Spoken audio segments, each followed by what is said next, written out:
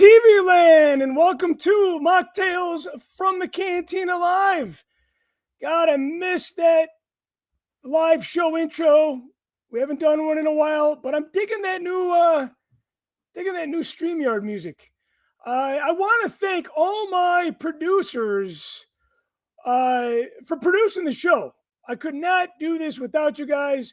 I know we've kind of slowed down on all the content as of late. But I tell you right now, the amount of time that I spent on today's live show, you guys, the producers, are definitely deep in thought, in my mind anyway, just because your financial contribution to this show that is going to turn 5 years old on 420. That's a coincidence, mind you, but it's a good one. I can't thank you guys enough for not only supporting the show financially, but tuning in, making contributions. I know some of you are doing more than others. Some of you aren't even tuning in, but your financial support is still being appreciated. Let's just say, producer Matthew Rooney was going to join the show tonight, but he had a lot of personal issues that I believe come up, and he was unable to attend. But I have some very, very special guests, and I'm going to get by with a little help from my friends. Maybe you guys are at home on a Sunday night and getting high with a little help from your friends. Without further ado, I want to bring on brother Rich Brendel. Rich has been doing a segment for a long, long time here on Mocktails from the Cantina, and it's all about being thankful and grateful. And I feel like a lot of you could use a little bit more of this in your lives as of late, without getting too deep and heavy here. But Brother Rich Brendel is always the one that likes to shine light and positivity on this subject. Very Ted Lasso kind of segment here as we focus on the positivity. Brother Rich, welcome back to the show. As always, keeping your streak alive here on Mocktails from the Cantina, man. Happy Sunday to you. Hopefully you had a good weekend. What are you raising your glass to today? I might have done this already this year, but might as well do it again because it's kind of just a cool accomplishment for the band. And from what I understand, we're talking about musical night tonight. So, and I got my Dogfish, my Doghead Brewery Grateful Dead glass here. It Nice. is not the Grateful Dead beer. It's just Miller Lite, just because all my ones are in the fridge for the Grateful Dead beer, and it's harder to chug when it's super cold. So I didn't do that. But just raising a glass to the 60th anniversary of Grateful Dead. Such a great positive band. No matter what you're feeling, you can probably find a song that you connect with them, and it makes you feel a little bit better. And yeah, amazing stuff. Cheers. Cheers, man. So you're raising your glass. You're not doing a chug tonight. Oh, no, he is doing a chug tonight. I was like, wait a minute. We can't. Is this a Mocktails exclusive? The first time Rich Brendel does not do a chug? But no, I Well, I chugged. Yeah. misunderstood that. Yeah, Rich, we're going to be talking a lot about music tonight. So for those of you guys that want to hear about Star Wars, if we have time to fill, remember this is only an hour-long show. If we have time to fill, we're definitely going to revisit ROTS for its 20th anniversary. It's going to hit the big screen next month. Again, we have plenty of time to celebrate both the Grateful Dead and Revenge of the Sith. But I am in a music mood. Rich, I'm going to get back to you, man. I'm going to put you in the green room, smoke if you got him, and crack open a cold one, man. We'll be right back with you. A week from tonight is a very, very special benefit show. It is my first show in 13 years. I, with my brother, Brad Riverdale, on the drums. Brad, I got to ask you, man, do you ever get offended? Like, say me, okay? I've been a friend of yours for quite a while now. I've always been very, very cautious of the way I word things. Even though I do get a little sloppy with that from time to time. Do you ever get offended? Like, if I'm ever like, hey, this is Brad, my drummer. Like, you don't belong to me. Like my drummer, my I've bass never, player. I never thought about it like that. Maybe Brad the drummer is a different way to do it, but Brad my drummer is fine. I don't care. It's good to me. Because I'm like, wait a minute, I don't own the bass player. I don't own the drummer. I hope not. I know a lot of people have made fun of me because I'm like my wife. Somebody's like your wife, like she has a name, Oh, and I'm like, okay, so and that's a European friend of mine. So I'm like, okay, maybe maybe the Americana way is to own possession of my yeah. drummer. You know what? You're getting pretty deep into the semantics. There's probably something to be said for that. I never thought of that before. Yeah, and I feel like because I'm introducing you and I'm introducing our brother Raf, who plays bass in the Rishi Maze. He was unable to join us tonight, but I'm like, my drummer, my bass player. I'm like, nah, that doesn't sound. I don't think that. I don't mean to insult anybody by any means. I, I We did. I'm not insulted. All right, because we've known each other longer than that. For those of you that are wondering what the fuck you've stumbled in upon, the Rishi Maze is a music project, I like to call it. Because a lot of people, I know Brother Rich Brennel and Brother Tyler Page, and maybe you, Brad, have even called out some people that are like, hey, I'm in a band, and they wear it as a badge of honor. And it's like, yeah, I'm fucking 50 years old. I never was that guy when I was in my teens. I'm in a Yeah, band, dude. But so I call it a music project, right? That's what it is. It's a yeah. music.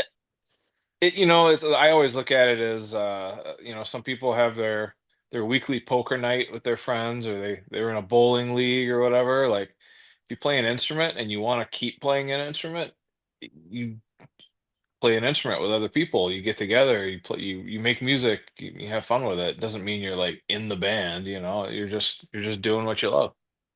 Well, Brother Rich Brennel has always said it best.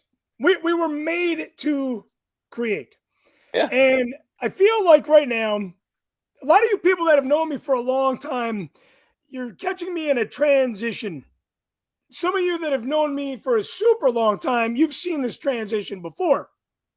But I essentially was playing music for quite a while, and then got out of it to essentially film.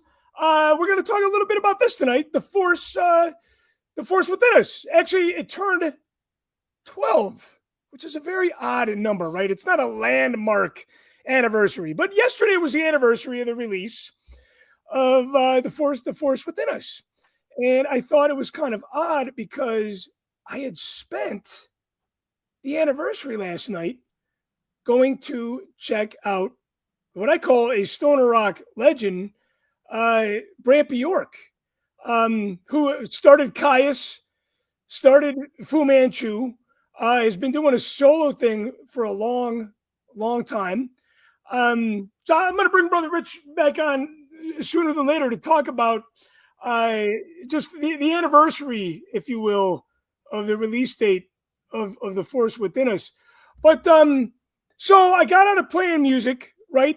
And got back into it because my dog Bella had passed away 2 years ago, and it was one of those things where, like Brother Rich Brendel said, you need to create. We were meant to create.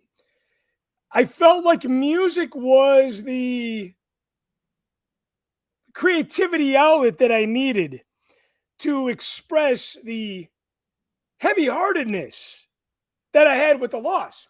I don't think, what? Star Wars has always been there. Yes. But instead of reorganizing my collection or, whatever's involved in Star Wars fandom that we celebrate with, I'm like, no, man, I want to play some fucking music. And I feel like it's been 2 years in the making. And tonight we're finally making our debut, uh, doing a benefit for an animal shelter, which I think is very, very, very fitting. Brad, you've been playing music for a long time.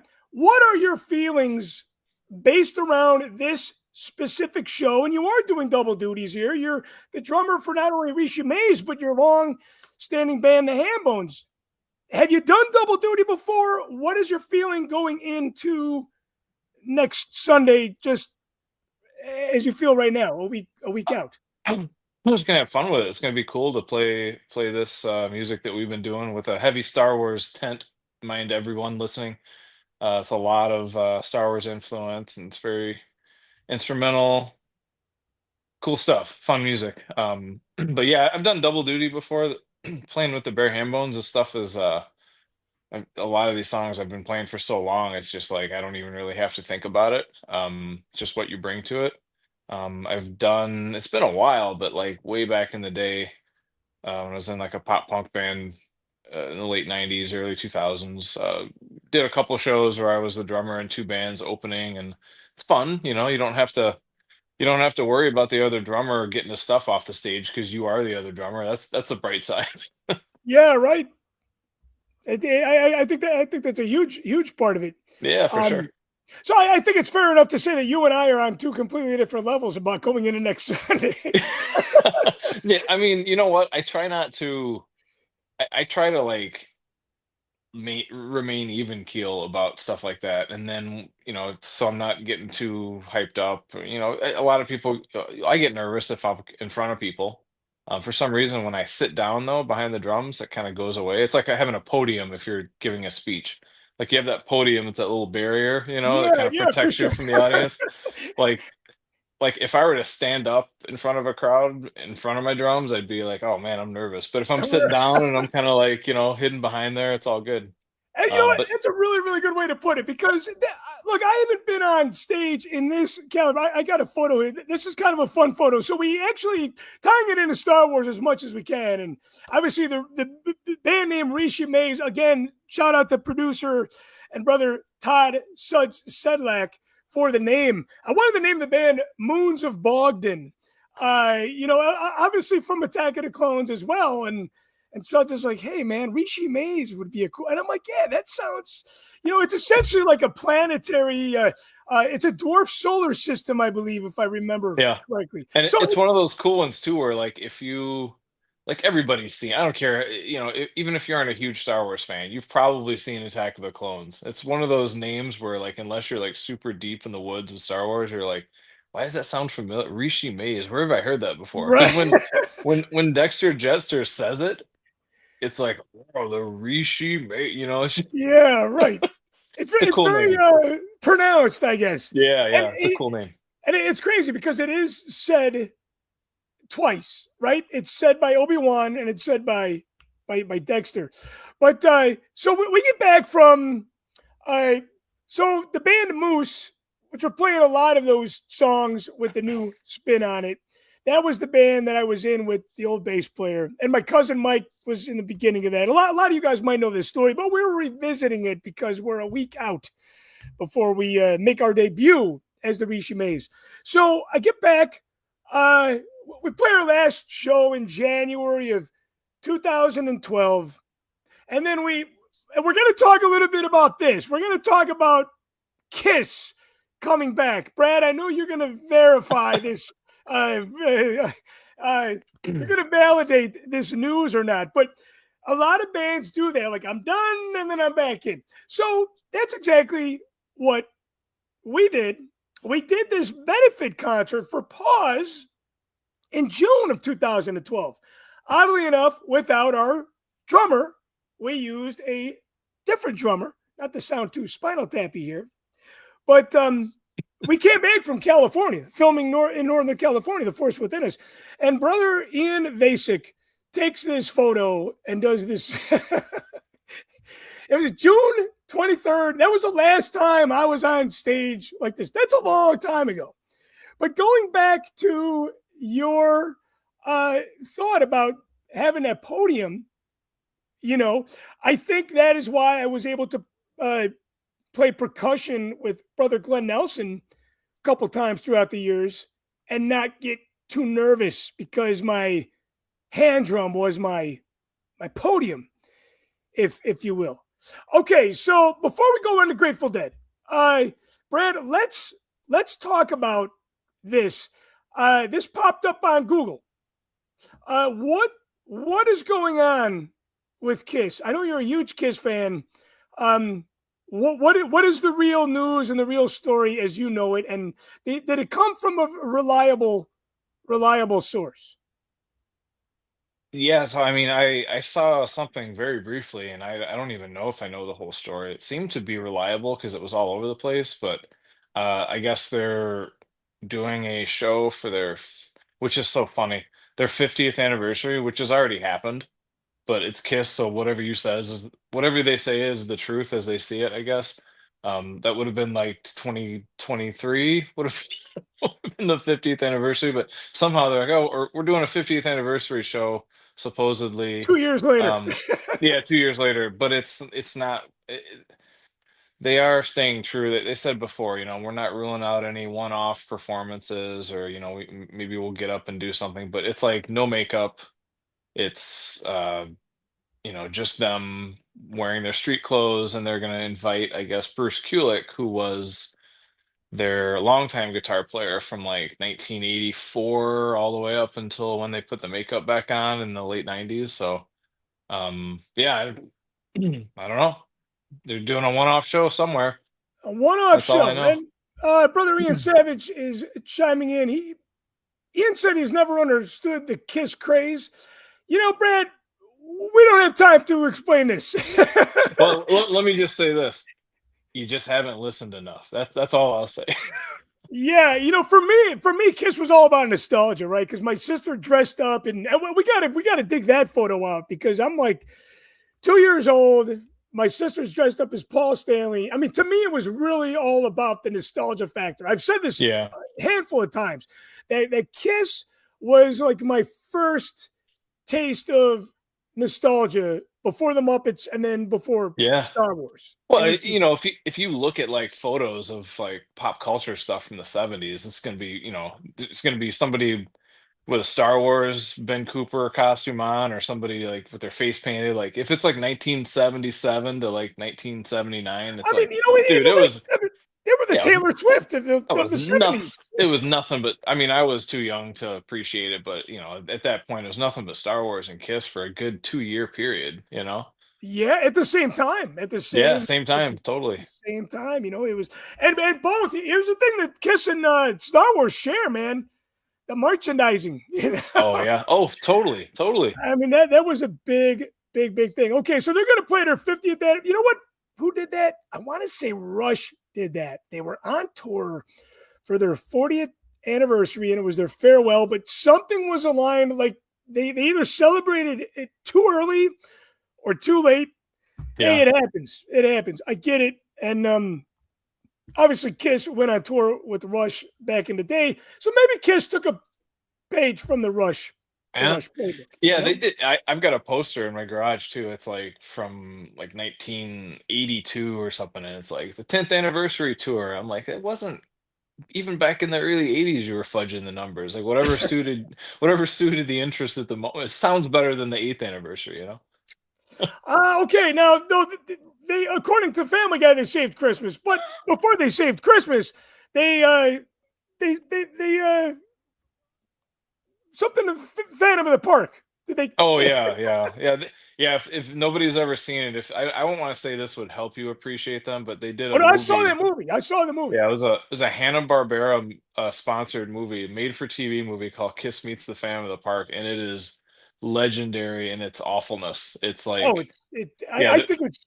You know what? It is the Kiss version of the Star Wars Holiday Special. yes, for sure. Yeah, they refuse to acknowledge its existence, just like Lucasfilm did for a long time. But it's fun. It's fun to watch in the right group of people. Just if you're not paying attention and ripping on it, it's funny.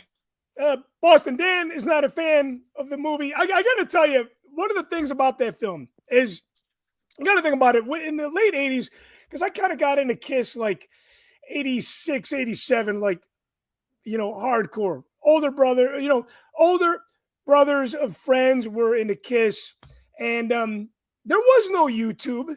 This wasn't a show that you could catch on Better Drunk or Better Stoned, Boston Dan, as Ace for Frehley sure. would be both on that TV special, along with Peter Criss. But I remember seeking that out. Like, it was so obscure. To me, it was obscure as the Star Wars Holiday Special back in the day, because it was like, it was aired once. That was it. It never got a home video release. And what year was this? The holiday special, was that 78? Yeah, I want to say it was 78. Yes. So same year. Same year, Yeah, they both, and that, man, you know what? That probably would have been, because I think the Kiss Meets the Fan in the Park, if I want to say it was October of 78. So you had like within a couple months of each other, like two of the worst franchise, like made for TV things airing Yeah. on TV. Maybe they got the idea from it. Who knows? I don't know. I feel like the Star Wars Holiday Special has kind of become a underground cult classic with the Star Wars Yeah. fans. Would you say that Kiss Meets a Fan of the Park has become that same thing to Kiss fans?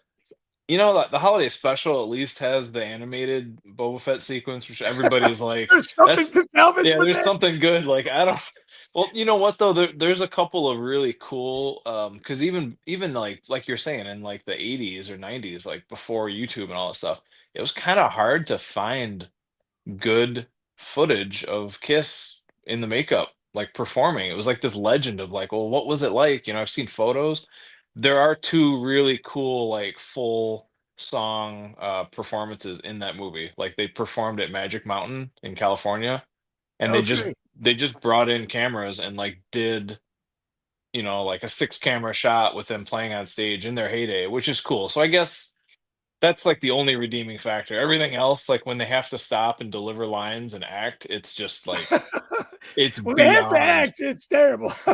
Oh, yeah, they were half of them were just hammered throughout the whole thing. So like you can see they're just like miserable and like it's funny. It's funny, as much as Gene says he's sober. I believe that, but Paul Stanley, he had to have smoked a little weed and drank a Oh little yeah, alcohol within his for sure, lifetime. He had to for have. sure. Even though I know I wouldn't even say he's necessarily clean now, because he was just on. Was that Richard Marx that has his own YouTube show, and he was having a drink with him, even though he was drinking it very slow. He made Yeah. a comment like, "Hey, man, it's the middle of the day. I usually do this in the evening." He at least was very in tune, and I don't think it was a mocktail, because it was consumed very, very slowly. So, Brad, before we move on and we bring Brother Rich Brendel back on, I got to tell you, okay, so Rishi May's first show is next Sunday, benefit concert. All the money, all the bands are donating all the money to the animal shelter that my wife volunteers at. But yes, you're right. We have heavy Star Wars influence. Not only the name, but we play the Imperial March. We open up with the Probot on a loop. We have a song called Darkness Rises and Light to Meet It. I don't give a shit how you guys feel about the sequels, but that song is not necessarily based on what's happening, but just the inspiration that we take from these movies on a day-to-day basis. I felt like it tied in so well. Of course, Delusions of Grandeur and The Weight of the Bantha. So we have a lot of Star Wars influence there. Plus, this is a spoiler alert. The Mandalorian. I should have saved it. No, I didn't want Rich to know about this. I wanted Rich to be surprised. Sean Hines came over today. And Sean Hines came over today, and we ran through the set. And I feel like he did a good job, and I feel like he added a lot to it with not only the percussion, but the sound bites that we're going to play. So I'm looking forward to that. I would not count him in on band practice on Wednesday. He said simply because of the distance that it is from his location. But Mandalorian is going to be on stage, and in Sean fashion, he likes to showboat. And I said, Sean, I love you. I've known you for a long time. I said, look, I can't have the Vandalorian being the Cubs fan like that. And he goes, man, you fucking loaded me up with so many percussive instruments. I'm going to be like a mad scientist back here. I'm not going to have time to show up. So I thought he took it. He took the news well. Hey, let's get into some Grateful Dead chat here. Like I said, I saw Brant Bjork last night, and Brant Bjork not only has a connection to Star Wars because he has some Star Wars inspired music himself. He contributed a shit ton of music to the movie The Force Within Us. But he's got some ties in with the Dead. Couple interviews, he had said that even though he was into some heavier music, he said he always loved the Dead, and he said they were kind of outcasts at the time for what they did, and he could never get good LSD until he met a friend of his mom's was hanging around the Dead. And he said he could trust getting that psychedelic drug because he knew it was coming from the Dead camp. I just thought that was a very, very cool, Grateful Dead, Star Wars kind of connection. Rich, you had went to the Sphere last year. Are you going back this year? And I know they just paid tribute to Phil Lesh. Yeah. I want to so bad. It's expensive, right? I mean, the tickets are, depending on where you sit, I mean, for decent seats, you're going to probably pay like $250, $350, something like that. So not too bad, but just everything else for Vegas. Like the flight there, the hotels. Sure. All that stuff. That's the expensive part. You're going to be paying more for that, but I might still do it. Yeah, I think you said if I do, it might be a late night impulse purchase. Hey, which there's nothing wrong with that. I think if you get me at the right moment and you send me a link for what I'm flying out to Disney for on my 50th birthday, I found a round trip ticket, $185 round trip on United out the door. You find me a flight like that out to the Sphere, I'll fucking be there. But I'm not interested in paying $400 for a flight unless I'm going to Hawaii, which is going to be probably more $600 minimum at that. Okay, so let's backtrack a minute before we go on to a little bit more Grateful Dead talk. I want to get your guys' I want to tap into your memory bank. Rich, you've probably shared this before, but share it again. You had come out and from Wisconsin, I believe. It was right? From St. Louis. St. Louis. I lived in St. Louis then. Probably further from where you're at now. Yeah, definitely. It was like a 4-hour drive each way.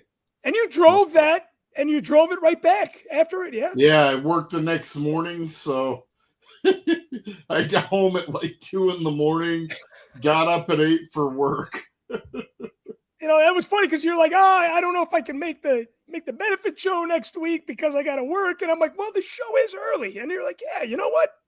I didn't realize it was that early. I can make that work. So what made you drive out and then back for this film? I'm going to guess because you were in it. Is that right?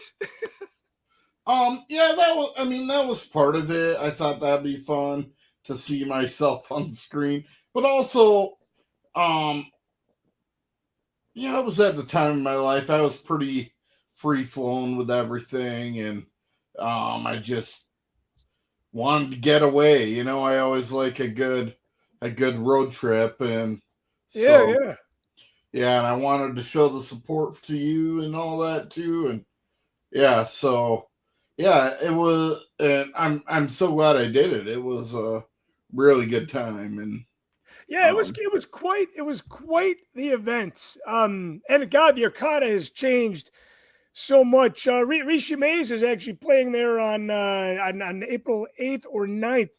Here, let me bring that up. We are playing. Yeah. We're playing on the 8th, and Yeah. the funny thing is that when I was there checking out the new spots, I'm like, man, this would have been nice to have during the Force Within Us premiere because I felt like we were so confined.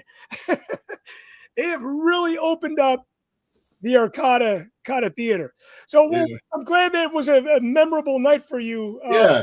We even had like Dylan Max or Mike Michael Mack, right? Like Yeah, he's a Michael musician. Yeah. played and Robert Yeah, Hines yeah. He played, and that was cool seeing his band also, and now he seems to be a lot bigger in the area with yeah, right. the That was Von the early Building. days of Yeah. it So, was funny. That was the early days of Michael Mack, and the funny thing is that Michael played at the premiere. I kind of forget about this, right? Because Michael played at the premiere, but he did not contribute any music to the film score. yeah. Robert Hines obviously did, and he performed as well. And then my friend's band, ID Klein, they had performed there as well and had music. But yeah, it was a fun festive night. Brad, not to throw you under the bus here, but where were you on the night of March 22nd, 2013? March 22nd, 2013. Oh my gosh. You were I not don't at the know. premiere, I'm I assuming. was not. No, I definitely was not. 2013. Yeah, I was living in my old house, and my son would have been, you know what? My son Jackson would have been very little at that time. Limiting So your time out. we did not do a whole heck of a lot the first couple years Jackson was around. Probably had something to do with it. Yeah. Yeah, I'm sure because I can relate to that. I was just telling Michelle that, because Jackson is really only a year older than Danny, 2 at the Yeah. most.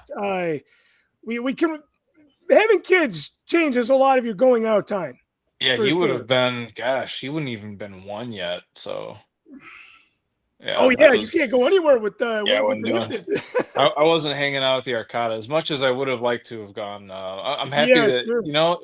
I that's kind of one of the reasons why I wanted to go see when you screened the Force Within Us. Yes, in Wrigleyville when you did that when they Oh had the yeah, Q and yeah, A yeah. and Rick came everything. out for that too. Yeah, for the Yeah. 10th anniversary of that. Yep. So I'm glad I got to see that. That was cool. Yeah, it was funny. Yesterday, the guitar player from ID Klein had reached out. He's like, "Hey, man, isn't it the anniversary of the movie?" And I'm like, "Yeah." And I was going to post something on Patreon, but I feel like, again, you guys are getting me in a transition phase. I feel like I've been very sloppy and very delayed with, you can join Patreon for free because we're very, very behind. Yeah, it was great to sell myself fucking short there. But I didn't even post. Here's the thing: it turned 12. It wasn't like it turned 10 or 15, and I feel like every year I post something about it. I'm like, you know what? I don't need to celebrate the release of this film every time it has a birthday. But we're just kind of reminiscing a little bit about it today. Again, I was glad that I went to go see Brant Bjork yesterday. I thought it was kind of a fitting, just for the day. Y- It's kind of a funny day in general, You anyway. know what, man? Before you transition too far away, you should just do like Kiss does. You should have like, next month you should do like the 20th anniversary of The Force Within Us and just Right. like, Just wait a second. randomly Yeah. celebrate. Randomly celebrate. All right. Well, Next hey, week it's the 50th. that is a great segue there because I got to tell you, even though StreamYard has made it easy for me to share photos, which is such a huge part of this, because at heart I'm a visual hobbyist, if you will, and I think it's just so important to show imagery. I'm missing Matthew Rooney because I feel like a mad scientist. I do not want to feel like this next Sunday when we're performing. That is why brother Sean Hines is coming on board to use the sampler and some percussion instruments. But okay, let's go back to not only the Grateful Dead, Rich, and I bust your balls about this all the time like an older brother. Yeah. Because you're late to the party. I hope that we're going to be dedicating a full episode to it eventually. We will, but it's going to be very, very, very, very, very, very fucking hard for me not to talk about all the other bands that are celebrating their 60th. Yeah. Now, I do know and I do realize that the Grateful Dead is the most celebrated band from the San Francisco sound. Hands down. They've done it the longest. They've done it the most consistent. I am not going to get in an argument or a discussion on tonight's show about who did it better. I am not, because I have my own opinions on that. But here are... Your opinions are wrong. Now you're sounding like a Star Wars fan. Ironically and iconically enough, there is a list of San Francisco bands. A lot of them are celebrating their 60th next year. But okay, you can't celebrate the Grateful Dead 60th without the Jefferson Airplane 60th. I know we've been back and forth on this for a long, long time, but they are the second biggest band from that scene. Also, Big Brother and a Holding Company, featuring Janis Joplin. That was Janis Joplin's band. Quicksilver Messenger Service. They were huge at the time. Those are essentially the big four. And then Country Joe and the Fish celebrates their 65th. But they weren't as connected to San Francisco because they came from Berkeley into the San Francisco Bay Area to celebrate what was happening in San Fran, because it wasn't happening across the bay in Berkeley. So just had to give a shout out to a list of those other bands celebrating their 60th. Rich, what are you doing through the year? Rich, you got to make that drunken purchase, man. You got to go see the Dead and Company. Yeah. I want to, man. I feel like I need to go see the Dead and Company this year for their 60th. I almost did it today. Just because. Yeah, some of those clips online are just, and stuff that you were sharing with us is like, yeah, so cool. yeah, like that. They did something last night where it looked like somebody hacked into the inside of the sphere, and then it turned. There were a bunch of pop-up windows, and then you started seeing like skeletons on there and stuff, and it was all planned, obviously, and that was pretty cool. And I don't think you're going to get a better visual experience, you know? Yeah. There was one where it was like these like lined robots that were like the same color as the original Star Wars arcade game, like that green lines. You know, everywhere. And that was like you were surrounded by that and immersed in like these robots that were like squares that were. And isn't the sound? I've not been to the Sphere, but you have, obviously. Isn't the sound too just off the charts? Amazing. Oh yeah. Each seat has dedicated sound. That's just amazing. Like, it's so crazy. Like that, the Grateful Dead, the band that like did the Wall of Sound. It makes perfect sense. Makes perfect sense that like all these years later, they would finally be able to kind of realize what they were going for back then. You know, the seats also vibrate. So for like drum, but they don't do it until Drums in Space. Oh wow! So like there was like one point where Mickey just wailed on the drum, and like the whole seat was like it was like a massage. You know, if you think about it too, one of the things that San Francisco was really, how do I say this? One of the things that was important to that scene, and especially with the live shows, was the visuals. With liquid light projection and the slide projection, and it was just so different visually. Yeah. I know when the Dead had went on, they used to do some visual things, but I Yeah. was like, man, I felt like except the Allman Brothers. The Allman Brothers kept the visuals going, even though they were, the visuals at the time were grassroots, but they were still top notch, right? And I Yeah. feel like what the Dead is doing at the Sphere is a homage, if you will, Oh to yeah. what was happening in those early ballrooms, such as Fillmore, for example. Even if you're not on anything, like the beginning of it makes you feel like you're flying Yeah, because it starts like at the Hyde Asbury. I think I'm pronouncing that right. I don't know, or Hyde Asbury or whatever, and then zooms out like a Google Earth thing, and it feels like you're flying right there. But it's amazing. I mean, to yeah, me, yeah, I've that's never. actually another thing that you asked like what I want to do this year to celebrate, and I do want to go to San Fran this year. I want to go to Yeah, San go. Francisco. Hopefully, with this RFR Rancho Obi-Wan trip thing, if I go out there, I will go to the neighborhood. I will And go. if you go to the neighborhood, you got to go to the Fillmore, and you have to go no matter who is Yeah, performing there.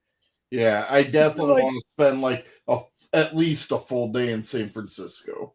yeah, when I went out there for the 10th anniversary of The Force Within Us, I felt so rushed that I was not able to take in any of that coolness Yeah, that city has to offer. yeah. Um, Hopefully, if I do make it, I'll be in touch with like Tyler and Jimmy because they're big deadheads, and just be like, hey, we got to make time for all of us to do this. yeah, And yeah, if for you sure. guys go too, if you guys go to Rancho also, then Yeah, well, you know what? If I went to Rancho, I would have to include a trip to some of those old music sites. yeah, I got to go to wine country. You know, yeah, yeah, there's just too many things to do out there. Maybe I should have gone out there for my 50th birthday, but instead I'm going to Disney World, which is where I want to be. Hey, speaking about San Francisco, when I was there last year, I was able to hit the ballpark. See, now I feel like I got to get rid of these fucking banners here. Opening day's around the corner. How excited are you guys? I'm a little bit out of the baseball vibes right now just because I'm getting ready for the show next Sunday, and I feel like it's taking 99.9% of my myself to prepare for this thing. Where you guys at with the baseball season for 2025? How excited are you on a level from 1 to 10? I'm probably at a 7 or 8. I'm excited. But I was just thinking about that the other day. Like, I'm like, man, this is like opening day is like happening right when Chris is doing all these shows. He probably didn't take that into consideration. No, I took what I can get when I could get it. Yeah, I do remember saying to you, Chris, I was like, we gotta leave some time for baseball on the weekends too. Yeah. Yeah, actually, Brad was kind of serious. He goes, "Hey, man, I love playing music." He goes, "But I want to fucking go to some Yeah. baseball games this year." Well, I hit you guys up to go to like opening day for the Cubs. I want to do that one of these years. And you guys are, I would oh, totally, it's I would too totally cold. do Like, that. Oh, I'm gonna tell you what though, man. So this is the first year I've not had Cubs season tickets, so I always have the option of getting opening day, which is usually one of the harder tickets to get. yeah, Uh, I only did it once since when I had this. I've done opening day a number of times in my life, and it's like without fail, some crap always happens where it's like, you know, it's like, oh, you look at the forecast and it's like, it's gonna be 54 degrees, it's gonna be 58 degrees, and then opening day rolls around and it's like, oh, we got some weird northern winds. It's 30 degrees, 80% chance of snow, and like it's a tough game to go to sometimes. Maybe with No, it this really whole is. global warming thing, in a few Yeah. years it'll be better, and I got to go one of these years to opening day for the Cubs. Yeah, I'll do it with you, man. I'm down. I'll do it with you. Yeah. Boston Dan says he's looking forward to his Red Sox 2025 year. I do have to say that I was invited to opening day by our friend Jason, Jason Ugent. And I said, man, my work schedule, I cannot commit to that right now. I would like to go, but if I'm working and Cancel the the weather, whole idea of opening day then if Jason's going. you said you're going to cancel your entire. Can't cancel the idea of going opening day. Can't, Yeah. can't, can't cancel the idea. You know what? I had to cancel on him. I'm like, man, I just could not I'm joking. commit to that. So I'm looking forward to it. I got to get down. I got to get down there. I got to get down to Florida just to, like Brad always said, I'm chasing the experience. I need to go experience outdoor Rays home baseball. I'm going to make it happen eventually. I watched about half of the Rays and the Yankees played each other today, which is so weird. So the Rays are playing the Yankees in the Yankees spring training home, which in about a week is going to become the Rays home ballpark. And there was a good number of Rays fans at the spring training game today, and it's a kind of a cool setup, like the way there's like stands in the outfield with like vertical seating, and it's crazy, man. They're talking about how they've got like 4 days to completely change the park. Like they're bringing in all the Rays like signage and logos and like changing all the like the dugout stuff, and like they're basically making it into the Tampa. But they 4 days. Like we've got a crew of like however many people, and they're gonna work like morning, noon, and night, like just nonstop to get it ready for opening day, which is pretty cool. I don't think Kind of like anything's ever been done. it's kind of like the Machtails getting ready for Christmas, you know. I got to put up the last 20 trees. I got 4 minutes. Call the friends over, have them do the fireman pass out of the crawl space. That's right. Decorations, I'm looking forward to it. I would have to say that I am not like God, Rich. I hate to say this, but you sound more excited about opening day than I am. Yeah. I think you just got so many there's just something about it. You just pop on the TV, make some hot dogs, open up a beer. Yeah. Enjoy it, Don't get me wrong. because I've never been to an opening day in person. But and then like I think that anybody that's a baseball fan should also get XM radio, which I know we both have. Yeah, for sure. It's just so cool, you can just. I got XM radio because of baseball. Yeah, you can just go out, mow the lawn, do whatever. And I mean, so often the broadcast for your team on XM, the one that they do is so much better than what you hear on TV. Yeah. Do you guys do anything special for opening day, like at home, or if you're not going to opening day in person? Like yes, I haven't done it yet this year. I'm thinking about doing it, but like I've taken off work, and like you said, I'll go outside and I don't care what the weather's like. I'll grill some hot dogs and like, I'll sit and watch some baseball. I wake up in the morning and I'll put like MLB Network on and watch all the other teams' opening days, and just, kind of make it a thing. It should be a national holiday, man. It's a national pastime. It should be. And I think out of all the sports teams, out of all the sports leagues, I should say, opening day, I think, is probably one of the most that's more nationally celebrated, if you will. People don't make a big stink about basketball, hockey, or football opening day. Michelle's always the one that pushes me. She's like, hey, it's opening day. Let's watch Rays and Cubs. It's going to be 6-hour marathon, and let's do the food thing. She's pushes me on the food, and you got to have the right round yellow nacho chips, and you got to have this shitty processed cheese, and you got to Yep. have the pickled jalapenos. Yeah, I like to think that we do opening day around here in a very, very fun and celebrated way on TV, and we watch both our teams for sure. Yeah.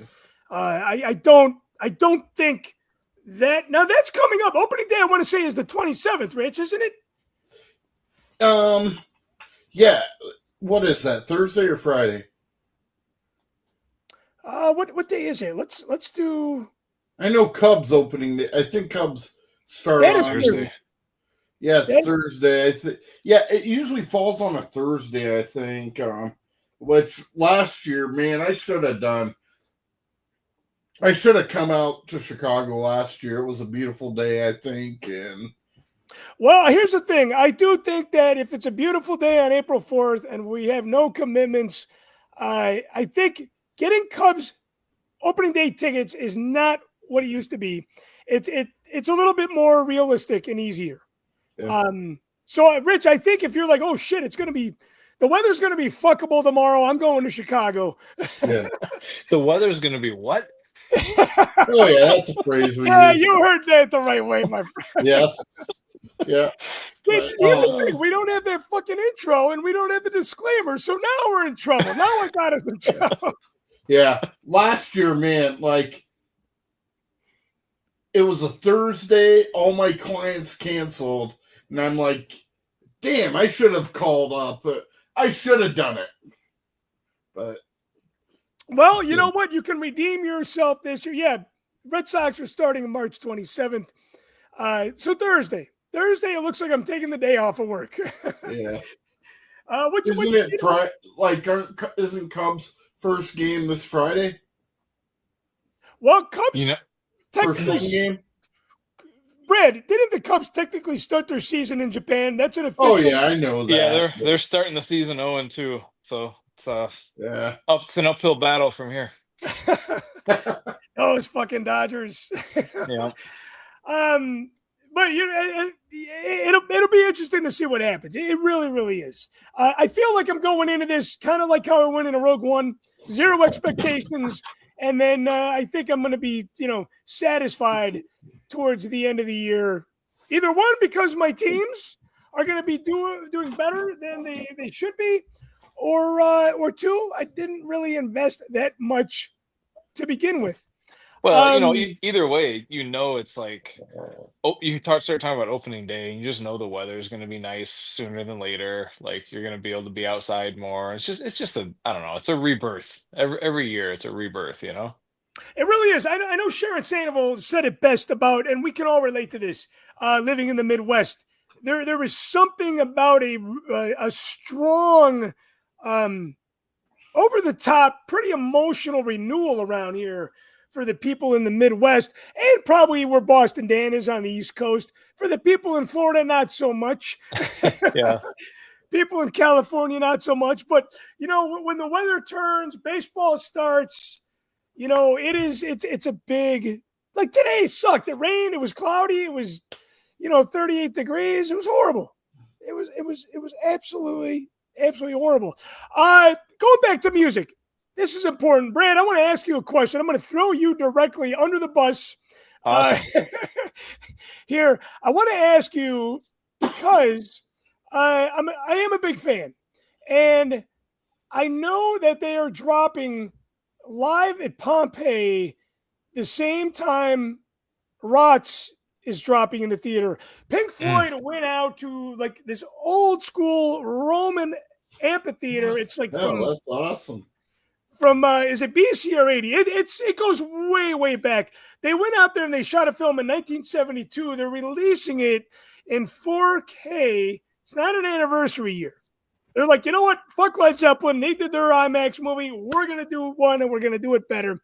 Brad, why are you not a Floyd fan? I feel like you're almost borderline a hater. No, I wouldn't say I'm a hater, but like of all the, and it's so like, no matter what I get into, whatever passing phases I have, if it's like, punk or metal, whatever, I always kind of go back to like classic rock. That's just always been what I'm drawn to. And Pink Floyd I mean, some of it's just overplayed. Like if I hear Money one more time with the Sure. frickin' the cash register at the beginning, I just turn it. I'm like, enough. I've heard this too many times. So a lot of it's I just, don't even like that song. yeah, a lot of it's just oversaturation. I mean, Yeah. you got to be in the right mood for them, but to me, they just have. There's just this like sometimes overwhelming sense of melancholy that comes with Pink Floyd, where they're very Yes, serious. yeah, no, They're very for sure. serious. Yeah, it's like maybe it's a British thing. I don't know, but they're just like I just like party music and like I like power stuff and like if I'm gonna listen to something that's like moody, I'm gonna go Sabbath because it like eventually kicks in and starts Sure, you sure. know. But I respect Pink Floyd. Maybe they're one of those bands that someday I'll just totally get. I don't hate them though. I don't hate them. I Well, used to like rip on the Dead way back in the day, and then Wow. I opened my horizon musically and like started to appreciate different stuff. But I don't know, man. I listen to Pink Floyd and it's just like, why are you so sad all this time? yeah, no, I don't yes, know. I know. It's a very, very good point. Melancholy. I want to say a band that is super relatable to that. It's kind of like the Pink Floyd of like the last 20 years. Uh, Radiohead. Yeah, for sure. Man, Yeah. I've spent many of miserable fucking nights wallowing in Radiohead music Yep. because I'm like, it's like I'm feeling like shit. Let me put on that Radiohead record. Super talented though, right? Like a creep. Well, no, it's not. Okay, now we don't have enough time for that. But I always tell Michelle's like, you're going to tell me this story for the 30th time, aren't you? Because Michelle loves Creep. And the thing about Creep is Radiohead did kind of what Pink Floyd did a little bit, but they did it in the beginning of their career. They had put out a song that made a gazillion fucking dollars so they could do whatever the fuck they wanted to. Like Creep was their hit. Everything that they put out after that for 20, 25 years was never on that level of hit, but it No. was exactly what they wanted to do because they could afford to do it. Yeah. They could afford to do it. Here's a question for you guys about Pink Floyd at the Coliseum. So they perform live there? They performed live there, and obviously there was no audience. Okay. They said, hey, it would be cool to go to this place that was destroyed by a volcano so many years ago. Again, rock, right? Do you Total think this Pink Floyd fashion. Do you think that would have happened if Grateful Dead never did Egypt? What year did Grateful Dead do Egypt?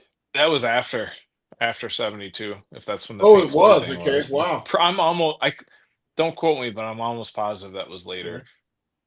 Okay. Okay, Yeah. so did Grateful Dead go to Egypt because Pink Floyd went to Pompeii? That's a good question for you. Yeah, that's a good question too. I guess similar concept, right? You're going to this Like a historical pyramid thing. Yeah.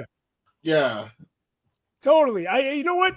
I don't know. I think both of them are really, really cool ideas. I am so excited to not only see this in IMAX, but the same week getting to see Rots on the big screen again. It's going to be an amazing April. It's going to be an amazing spring.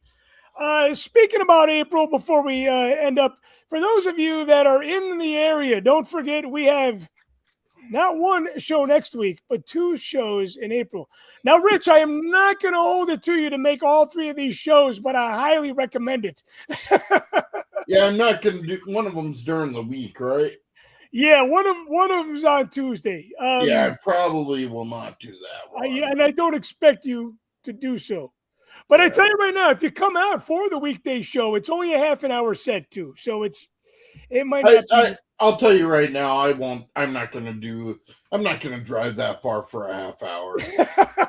See, Brad, this is why we needed the ham bones on the fucking bill. Because he's like, oh, if the ham bones were on the bill, it would have been an hour worth coming. Yeah, it might be that might be another story. We're only playing for a half hour. I don't think I'm going to be there either, Chris. I'm just joking. Well, it's funny, Brad, your keyboard player, Tim Larson from the Ham Bones, he goes, half an hour set. Isn't that one song for you guys? Yeah. No, that's a song for the Dead. But Yeah. Yeah, we're gonna probably play 2 songs on the 8th. But hey, man, I want to thank you guys for tuning in. Again, I want to thank the producers. Boston Dan, look at he's playing a little bit of behind the scenes. Yeah, Grateful Dead played in '78 in Egypt. Wow. Same decade, but interesting question. What came first, the chicken or the egg? That's what happens. Like, I've only been following the Dead for a couple of years now. But, That's right, Rich. We're here to educate you. Yeah. Here One to more educate. thing. Going back, I meant to say this earlier when we were talking about the Sphere. I know I listen to the Big Steve Hour a lot too on XM. On XM, yeah, on XM. Yeah, and he was talking about when the Sphere opened, that the Dead always focused on how to make visuals make it a more psychedelic experience. And I want to say they even studied brainwaves and visuals and stuff like that.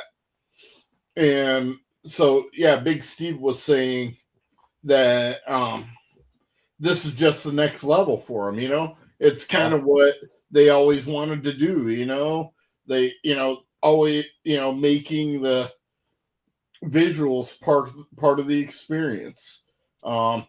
Now Big Steve usually is pretty impaired when he's doing his live shows and everything, so I don't know how accurate that is, but well, no, I think there's a lot of truth to that. It's simply going back to those early days, man, when the Dead started playing music. Everything was a audio and visual experience, and again, because they're still celebrating that same music today, I believe. I mean, their first venue was like Acid Test, right? Yeah. That was the Acid Test. Even the name of that. Right. Well, you can guess there was a lot of visuals aside from what people were experiencing without the visuals being provided by. Everybody had their own personal visuals depending on how much they took and what they brought to it. Anyways, one of those great things. I feel like I do. If I don't go out and experience that, I'm going to have regrets, just like the time I missed Les Paul in New York City performing at his own jazz club. But hey, I want to thank my producers. I want to thank my Patreon supporters. I also want to thank Boston Dan and Ian Savage for tuning in tonight. What an impromptu show. What a great show. I had a lot of fun talking music with my brothers tonight, Brother Brad and Brother Rich Brendel. And remember, if you're in the area next week, the benefit show for the animal shelter, the Rishi Mays debut. If you're not in the area, you need to do what Brother Rich Brendel and what Brother John Zancanaro are doing. You need to get in the fucking car and drive a state or two away and just be part of the experience and the hang and the cause and what's happening. Hey, we will catch you guys next time. We will be doing our 5th year anniversary show next month, possibly even on Easter Sunday as it falls on 420. So stick around for that. And remember, join us on Patreon for free. There is a link in this YouTube description. Hit that. There's very, very limited subscriptions left where you can join for 3 months for free at the 1138 tier or higher. We will catch you next time on another episode of Machtails from the Cantina Live. Be well, be safe, and if the glass is half empty, it's time to get it half full. So long, everybody.